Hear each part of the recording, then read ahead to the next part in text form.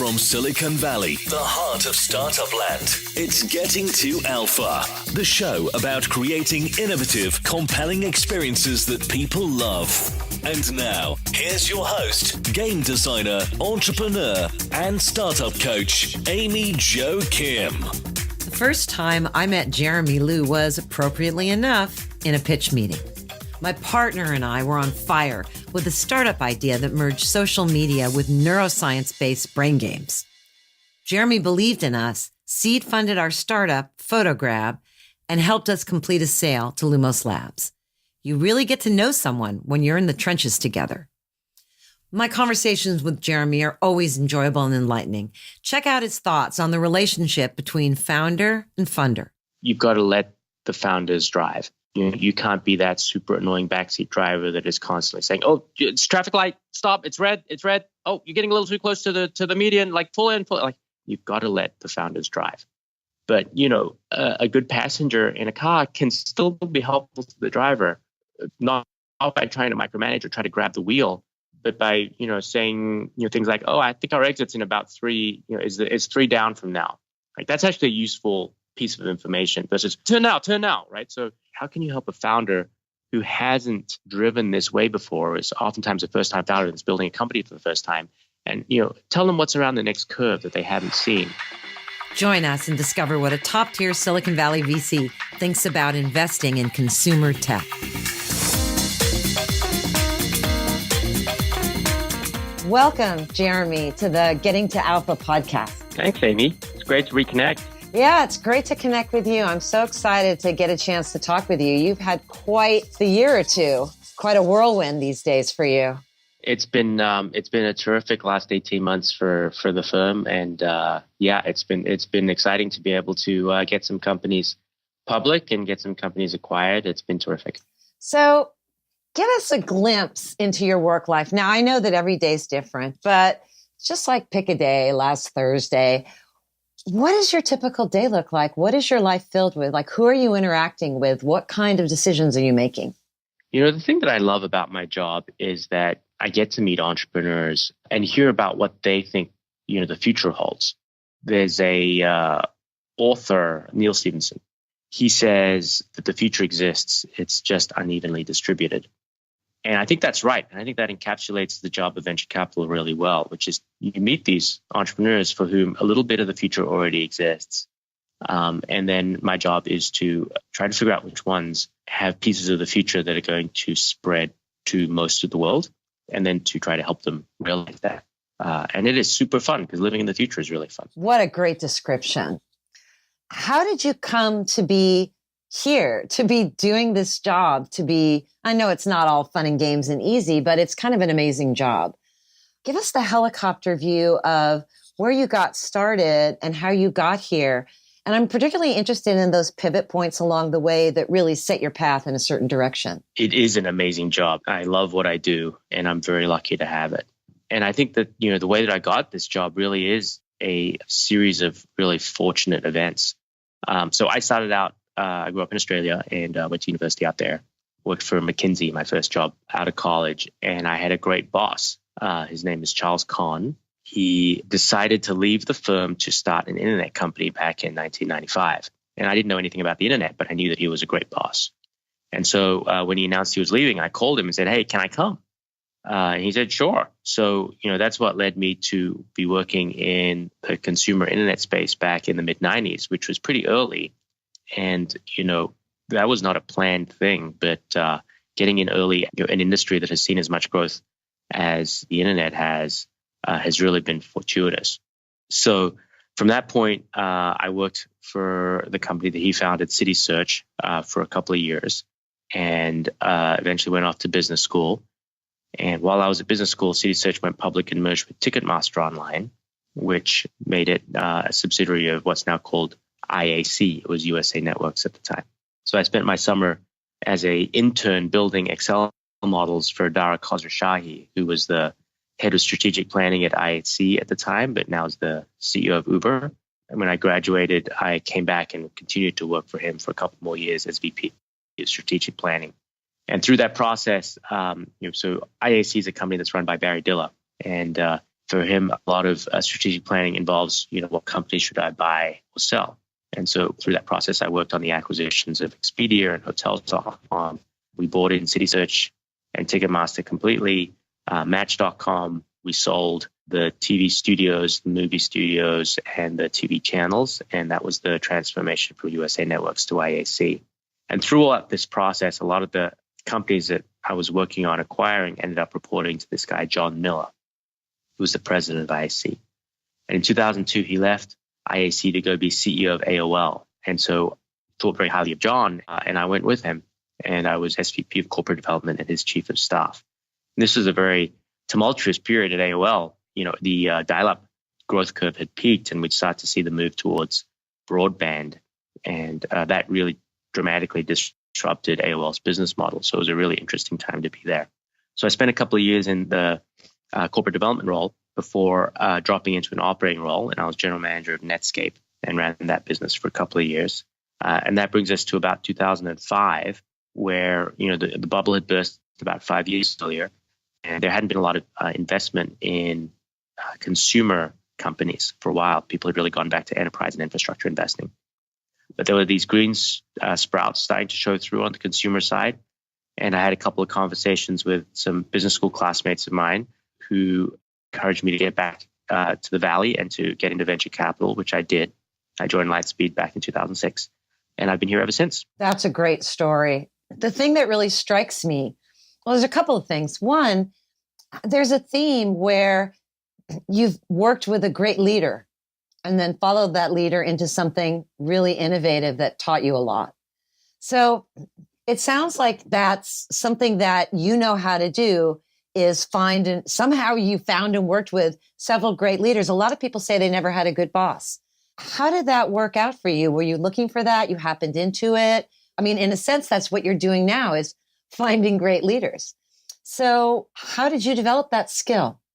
I wish I could tell you that it was a skill. I think that, as I said before, sometimes you just get lucky and you get to work with some extraordinary people. And and in the absence of knowing exactly what you want to do, using the heuristic of following great people is not a bad alternative. So that's what I did. Because I really, when I was at McKinsey, I was working for oil and gas companies and for banking companies. And so I didn't really have a clear perspective on technology. And if, Charles had gone off and started a pulp and paper business, then I'd probably be working in pulp and paper. But he didn't. He started an internet company. And so that's what led me to this path. And I wish I could tell you it was because, I'm really good at identifying, but I think I just got lucky a couple times. There's some level where it's all about the people. So you've worked at the forefront of innovation for many years as both an operator and now as an investor. What do you wish you'd known 10 years ago that you know now about how to innovate successfully? I think one of the things that leads people to be successful earlier in their careers is they develop really good intuition. So through your 20s and through your 30s, you can use your intuition as a good guide in consumer for what is going to be popular in the future. Is already growing in popularity. As you get older, you become further and further removed from the generation that's always the tastemakers, and you can't rely on your intuition anymore. Sort of navigating that transition from, being successful because you have good intuition to recognizing when your intuition is going to mislead you, and that you should actually have to look for new sources of information and insight, whether it's people who have better intuition or whether it's data or some combination of the two. That's a difficult transition. At least it was difficult for me. And it's also a humbling one because the things that made you successful earlier in your career are not working for you anymore, and you have to find other ways. Yep. That's such an interesting point. And it really leads into my next question, which is you now see so many teams and you invest in some of them, and then you see how it works out. So you have your own data set to build your intuition. What are some of the really common mistakes that you see entrepreneurs make when they're in the early stages of bringing their idea to life, pre-growth, but when they're finding product market fit? What are some of the things that you really wish they would not do that you see commonly? I see a lot of people who have the eyes are bigger than their stomach syndrome. Oh, yeah. There's a lot of great ideas and a lot of great projects that the company is able to develop that could be the next breakthrough. And there's a oftentimes a really strong temptation to try to pursue all of them at once because they're all great ideas. None of these are bad ideas. The challenge, of course, is that in a world of limited resources, it's hard to do, one or two things well, let alone 10 things well. And if you try to do 10 things, then it's almost certain that you won't do any of them well. And so that process of prioritization and of like deciding what not to do is often hard for bright, ambitious, hardworking, hard-driving entrepreneurs who have historically been able to do everything they wanted to do. Wow. Yeah, that's a good one. So when you see all these teams and then you choose to work with just a few, for you as an investor, what are the signals that you're looking for? What is it that pulls you in? And also, what are the red flags that push you away? You're talking, you see something, you're like, nope. So what are those signals for you? Yeah, what we're looking for in a team. So I believe that consumer technology is popular culture, and looking for teams that build products that could become part of popular culture. And that requires a couple of things. Firstly, it requires widespread appeal. Something that's too niche and too narrow can never become, widespread and popular unless culture is changing. And if culture is changing and they're on the forefront of that, then that could be an opportunity.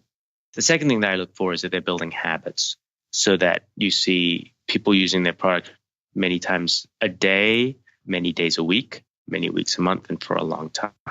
And that habituation is, again, one of the key drivers that we're looking for. Oftentimes with popular culture, young women are the early adopters of popular culture. And so if you see a product that over-indexes on young women as users, that's something that I think is really positive. Not because the product is aimed at young women, but because the product is aimed generally, but young women have really adopted it early on. And then finally, evidence that it's actually working and that there is product market fit, and that for a subset of people, they are using it incredibly frequently and for really long periods of time. So engagement, retention, and growth. And the founders have to have some sort of unique insight as to the why of it. They kind of just stumbled onto this thing that works. It's great to get into something that works, but inevitably companies have twists and turns. And unless you have some sort of guiding star, North Star, some intuition about what it is and why it's working, you won't necessarily make the right decisions on product in the future. And so that unique insight that they have that others don't share suggests that this wasn't a fluke accident and that they will continue to be successful. So can you tell me a story about a founder and a team you chose to invest in that had those qualities? And maybe other things didn't look normal at the time, or didn't, like maybe other people might shy away from some things. But given that you're looking for those qualities, what's a story that kind of brings that to life? Sure. So let me talk a little bit about Alex Chung, the CEO and co-founder of Giphy. So GIFs have been around forever. It's an old file format. And the idea that the world needed a GIF search engine, it wasn't obvious. Why now was the right time to do that, in the mid-20, I think it's probably around 2013, 2014, when GIFs had been around for so long. But it was clearly growing. People were continuing to use it on a regular basis. And I didn't really understand why. What was this unique insight? And his unique insight was that, as the world is transitioning from social networks to messaging as the primary kind of online communications mode, this really dry text-based medium for communication lost a lot of the warmth and humor and human connectivity that you had in real life. People have always been trying to solve for that, whether it be the old, ASCII signatures that you would put on the end of your emails or in your Usenet posts, onto AOL buddy icons or emoticons or emojis. The trouble with all of those is they're all a fixed alphabet. And that means that you can't capture all the nuance of human relationships. The way you would say, I love you to your wife, to your daughter, to your best friend, those are nuances that can't be captured with the limited fixed alphabet of an emoji keyboard. And yet, GIFs allow you to capture the whole catalog of movies and videos, which are the sort of cultural currency with which we all kind of share. And so you can capture the difference in those nuances by sending different GIFs from different movies of different clips to your wife or to your daughter or to your best friend, and it can become very clear. And so that insight was unique. It explained the growth and the habituation that we were seeing. It explained the avid user base. The user base was primarily young and female because they were the people who were using messaging and therefore adopting the new behaviors that were native to messaging. And so, that was a bit of a transformational thing that we did not understand. It was a piece of the future that existed today, and we invested in, and we've really seen that future come to pass. You just blew my mind. That's awesome. So part of what you're saying is that when you're building something innovative, you really need this pretty rare blend of very strong vision and insight into the why and the cultural changes, plus a way to gather and shape your product with market feedback. So you give people what they want and need. As an investor, as a mentor to these teams, how do you help teams navigate that? Because it's really tricky. It is tricky. And, the core is you've got to let the founders drive. You can't be that super annoying backseat driver that is constantly saying, "Oh, it's traffic light, stop, it's red. Oh, you're getting a little too close to the median, like pull in. Like, you've got to let the founders drive. But, a good passenger in a car can still be helpful to the driver, not by trying to micromanage or try to grab the wheel, but by, saying, things like, "Oh, I think our exit's in about 3, is 3 down from now." Like, that's actually a useful piece of information versus turn now, right? So how can you help a founder who hasn't driven this way before, is oftentimes a first-time founder that's building a company for the first time, and, tell them what's around the next curve that they haven't seen. Like, well, what? At this scale, we should probably start thinking about a CFO because, our burn rate's getting to the level that we need to make sure that we're being conscientious about our expenses and we're starting to ramp revenue and making sure that our financial planning and analysis is accurate around that is going to be really important. So we should probably start about thinking about adding a CFO in the next 6 to 12 months. Like, that's a useful, actionable piece of advice that could be helpful. Or asking questions. We talked earlier about how oftentimes there's a tendency to want to try to do too much, and really sort of drawing through the implications of that and the resource implications and the hiring implications, and then asking if we should be trying to do 4 priorities or if we should pick 2 for this quarter and push the other 2 off to another quarter. And if we're going to do 2, which 2 would they be? This can be surfaced with really simple questions. If you ask somebody what's important and someone tells you everything is important, and you say, okay, who's the best engineer that you have? And which project do you want to staff her on? Like, that actually tells you what's the most important project in a way that is much more clarifying than, stack ranking a bunch of ideas, because that can be really difficult for a founder to do. That's great. That it really gives me a clear image of how you see your role. And that analogy, it just really brings to life the difference between a bad passenger and a good passenger and who you want in your car when you're on an icy road. Well, yeah, I mean, you have 2 directions that you can be irritating as a passenger. One is that you can try to be a backseat driver. And the other one is you could just fall asleep and not talk to them at all, right? And so you've got a long car drive. It's actually kind of nice to have someone to talk to along the way. And to me, that is the role of a good board member, whether an investor or not, is to be a thought partner to the CEO, to be there to engage in conversation when asked, to provide input on the important decisions, like should we take the highway or should we take surface, but not to tell them what to do, just to have someone to talk to help them think through the decisions. Awesome. So as you go through coaching teams, seeing teams, getting pitched all the time, what's new and exciting in design and tech these days that's interesting to you? Which trends are you personally following? Both personally, but in your work. Where is your focus in terms of that edge? I think you have to be open-minded around tech because, especially in consumer, it's hard to predict exactly what is going to happen and when it's going to happen. I think of our job as editors, not writers. We aren't supposed to come up with the creative visions. We don't necessarily see what's going to happen next, but we need to be able to recognize that greatness when it's pitched to us. And so there are a lot of areas that I find new and exciting, but in many instances, I'm looking for the founders to come up with those ideas and to explain them to us. I wasn't looking to invest in a gift search engine. I wasn't looking to invest in a disappearing messaging app, but we were open to those ideas, and then we had these founders who could demonstrate they had product user fit, they had a little piece of the future working around them today, and they could explain through a unique insight why this was going to become much more widespread in the future. So broadly speaking, I think we're kind of between waves right now. We've seen the smartphone wave come and crest. We've seen the Facebook app wave come and crest. Right now, we're waiting for the next platform. It might be voice enabled, it might be AR, it might be VR. None of them have the combination of scale plus the ability for developers to make a living right now to create a new platform that's going to drive a new generation. But they're all good candidates. And in the interim, we will continue to see stuff that comes out of left field that is, whether it's the creation of new brands, digitally native vertical brands or otherwise, or new channels for customer acquisition that will birth products that are, well suited to this new channel.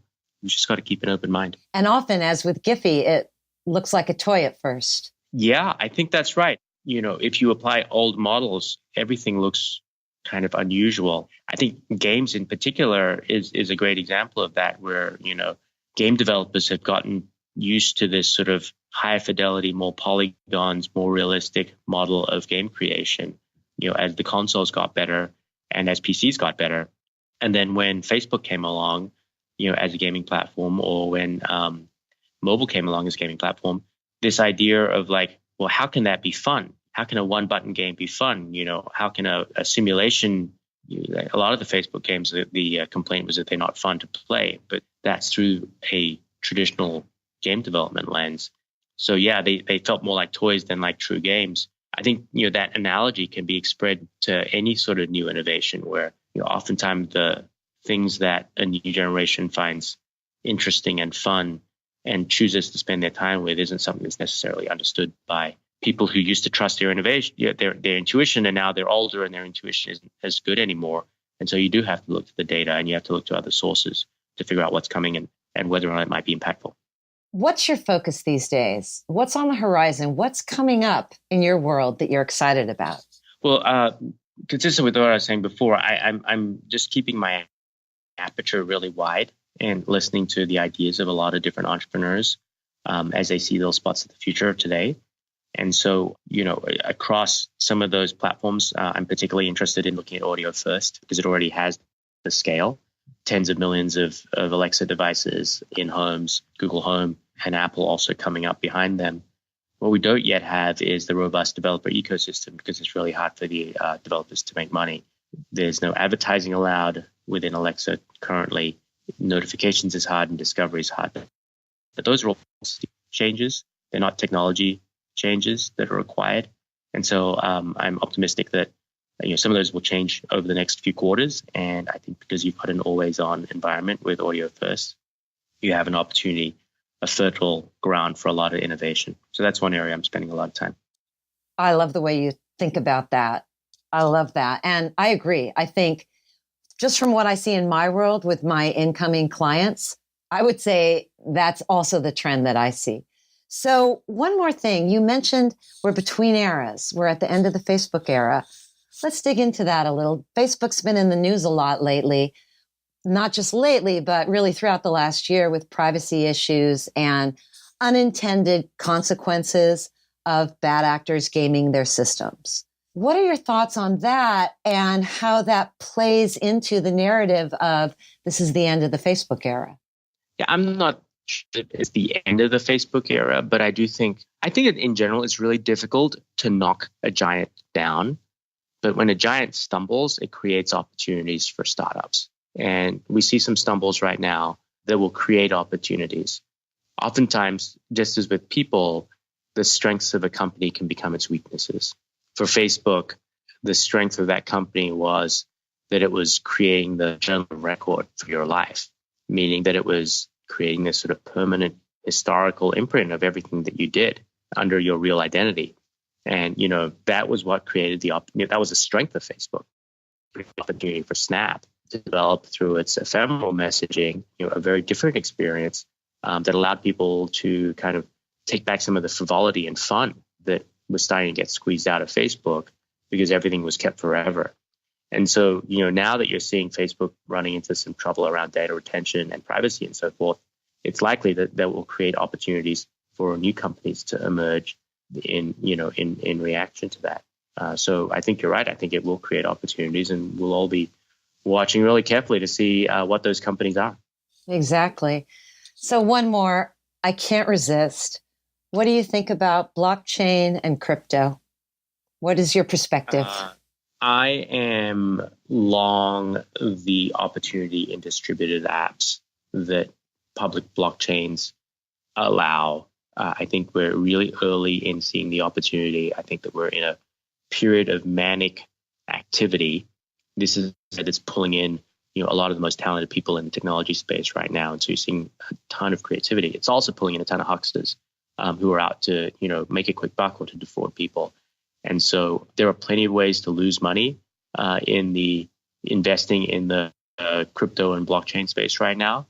But great companies are getting created and will continue to get created. And it's an area that we are very bullish on. Awesome. Thank you so much for sharing your perspective and your history and your insights. This was, for me, just very illuminating conversation. Well, it's great to talk to you, Amy Jo. Since we worked together on your company, it's got to be 10 years ago now. I feel like I've missed hanging out with you. So it's been really nice to reconnect. Totally. Really appreciate your time and hope to talk again soon. Absolutely. Be well. Thanks for listening to Getting to Alpha with Amy Jo Kim, the shows that help you innovate faster and smarter. Be sure to check out our website, gettingtoalpha.com. That's getting2alpha.com for more great resources and podcast episodes.